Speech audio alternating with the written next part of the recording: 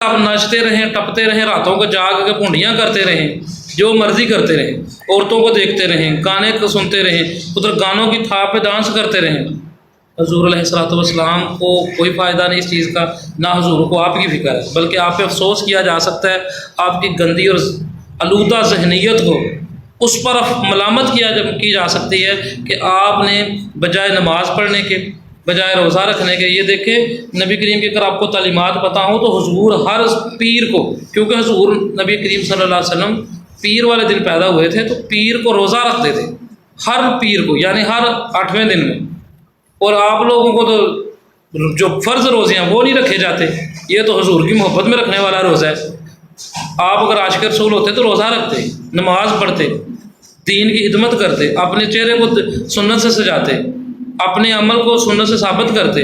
اپنے عمل کو سنت کے مطابق چلاتے۔ اس لیے یہ ناچ گانے کو لہذا رکھیں، یہ بالکل بھی اہل سنت کا بھی کام نہیں ہے، یہ نہیں ہے کہ جناب اہل سنت یہ کر رہے ہیں، یہ کچھ